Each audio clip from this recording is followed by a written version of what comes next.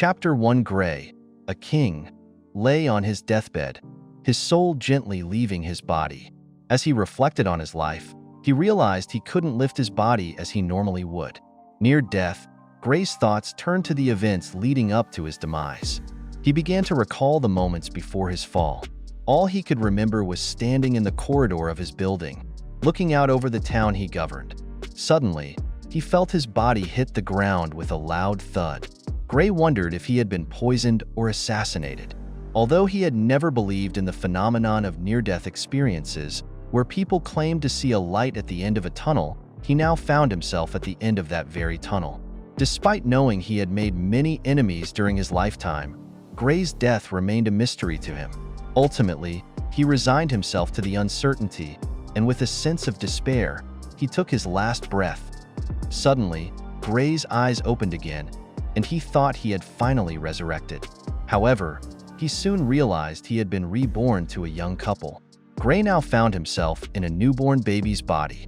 Although he couldn't control his new body, he could understand what his new parents were saying, giving him a sense of security. As his new mother, Alice, carried him, Gray took a good look at her and concluded that she was a very beautiful woman.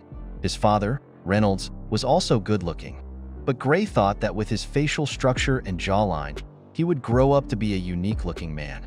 Weeks passed, and Gray grew accustomed to his new surroundings. However, he was unhappy with his new baby body, which seemed to betray him whenever he tried to move or do anything. The only thing that kept him sane was the hope that this phase would pass and that he would eventually wake up from this dream. As a former king and representative of his country, Gray was torn between feelings of gratitude and pain. He still retained all the memories of his past life, which left him wondering how to process his new existence. Gray felt privileged to observe his new surroundings, thanks to his mother, Alice, who often took him to the market, carrying him everywhere she went. Not only did she take him to the market, but she also brought him along wherever she went. As Gray took in the sights, he began to wonder if he had traveled back in time. He saw men openly carrying weapons and vendors selling elixirs, which seemed like something from a bygone era. At home, whenever his father, Reynolds, was around, he would pick Gray up and playfully toss him around, making the baby laugh. However, whenever Gray started to cry, his mother would rush to his aid, gently taking him from his father's hands. The tender touch and pampering from his mother made Gray feel seen and comforted. The unconditional love and affection she showed him was a revelation, and Gray realized that this kind of love was something he had rarely experienced in his previous life. Chapter 2. In his past life, Gray was a king renowned for his courageous acts in battle. He led numerous battles throughout his lifetime, outdueling representatives from other countries whenever he took to the field. His reputation was so formidable that whenever he prepared to fight, opposing countries would often surrender without a fight. Despite his impressive past life achievements, Gray had never felt as proud as he did when he finally began to crawl in his new life. Overcome with joy, tears streamed down his cheeks as he crawled for the first time, with his parents cheering him on. His parents had given him a new name, Art, although Gray hadn't yet grown accustomed to it. As a former king, he thought the name Art was too cute for him. However, whenever he crawled to the mirror and saw how adorable he looked, he occasionally found himself agreeing with the name, despite having had it for months. Gray was delighted by his fine looks and believed that when he matured, all the ladies his age would be chasing after him. As someone who loved reading in his previous life, Gray was thrilled when he accidentally crawled into the library of their house. Since then, he had been sneaking out of his bed every night after his mother, Alice, checked on him before retiring to her own room. Art, Gray, would sneak into the library to read and learn about the new world he found himself in. Thanks to his prior knowledge, he was able to quickly grasp the information. Through his reading, he discovered that he was now born into a continent called Dicathan, which comprised 3 kingdoms: Elenwar, an elven kingdom deep in the forest; Darv, an underground kingdom and home to the dwarves; and Sapin, the human kingdom with the highest population in the continent. Art, Gray, noticed that Sapin, his current country, practiced a monarchical system, but with a key difference. The successor was determined solely by lineage, whereas in his past life, the throne could be both inherited and earned. He also observed that his new world was less developed due to the prevalence of magic. In his reading, Art Gray learned that the people in this world had a similar energy source to the ki he was familiar with. However, in this world, it was called mana.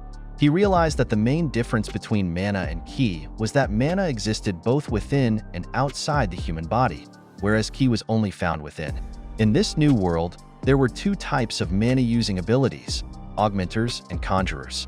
The conjurer had the ability to bend their surroundings to their will, while the augmenter used their mana to enhance their physical body, possessing more strength, defense, and agility.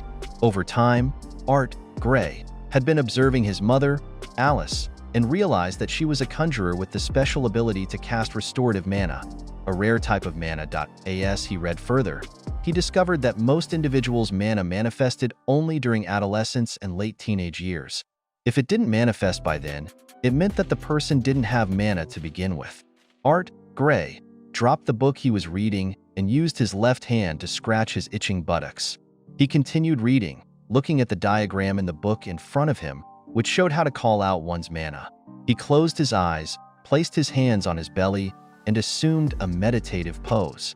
To his surprise, he felt himself being lifted up, and he thought he had discovered his mana.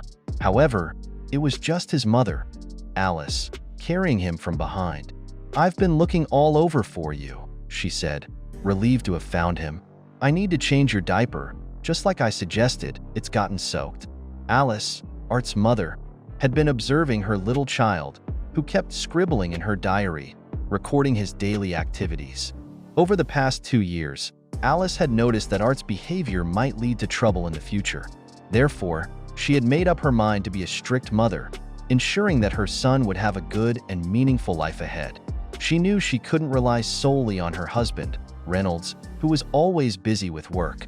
What surprised Alice even more was that Reynolds used every opportunity to teach their little boy how to fight. He had been doing this since Art began to crawl. Alice was aware that Art loved sneaking into the reading room, and she had been trying to prevent this habit since she caught him there. Sometimes, she even considered moving his crib to the library, but she put that thought aside for another day. Arthur stood by the window, now able to stand on his own 2 feet, as he watched his father, Reynolds, work on the farm. He noticed that Reynolds often worked with his bare hands, but when the task became too laborious, he would use magic to complete it. Arthur was fascinated by his father's use of magic and felt proud to be learning new things every day. He knew that his father was a conjurer, as he would often chant for over a minute before casting his spells. As Arthur observed his surroundings, he continued to read and learn more about the country. This sparked a desire to learn even more, as he realized that the more he knew, the easier it was to understand the culture, customs, and procedures of his new home. By reading, he could avoid the hassle of having to find someone to explain things to him.